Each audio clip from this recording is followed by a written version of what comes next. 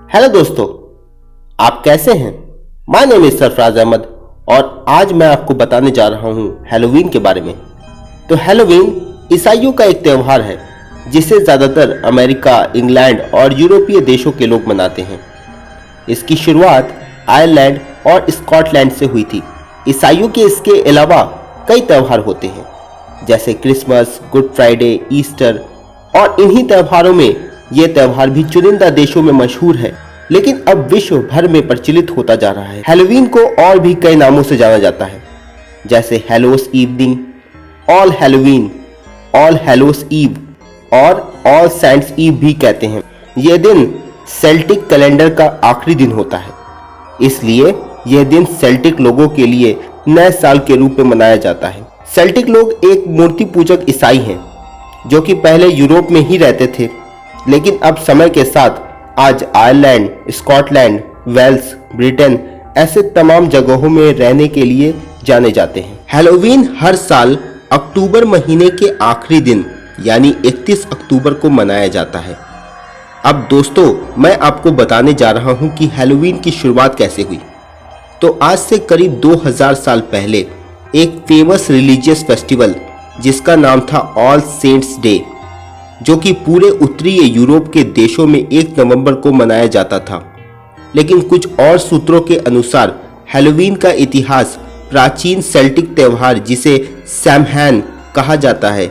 इस दिन गैलिक परंपराओं को मानने वाले लोग इस त्यौहार को मनाते हैं और ये फसल के मौसम का आखिरी दिन होता है और इस दिन से ठंड के मौसम की शुरुआत होती है। वे इस बात पर बहुत ज़्यादा भरोसा करते हैं कि इस दिन मरे हुए लोगों की सोल उठती है और लोगों के लिए परेशानी पैदा कर देती है।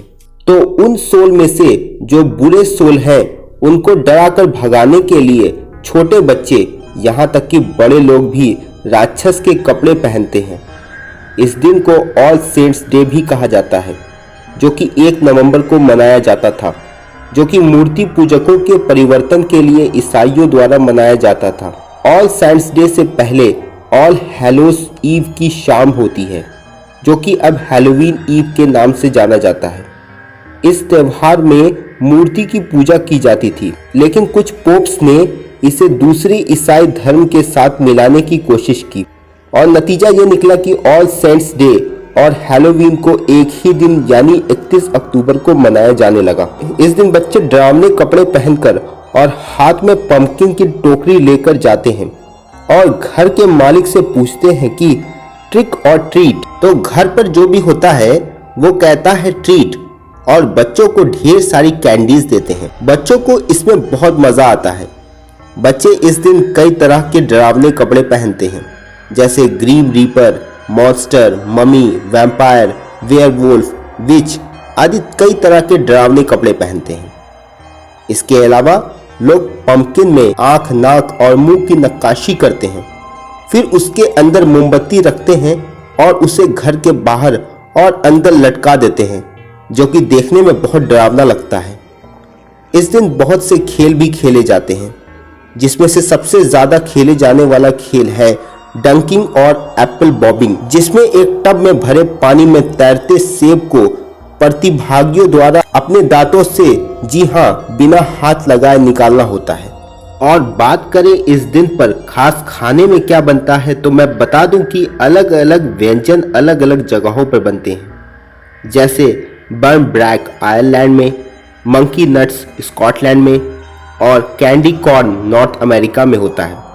इसके अलावा candy, Halloween cake, novelty candy, pumpkin pie, pound cake, भुने हुए पंपकिन, स्वीट कॉर्न और भी बहुत सारे व्यंजन हैलोवीन में खाए जाते हैं। आजकल के समय हैलोवीन लोग फन के रूप में मनाते हैं।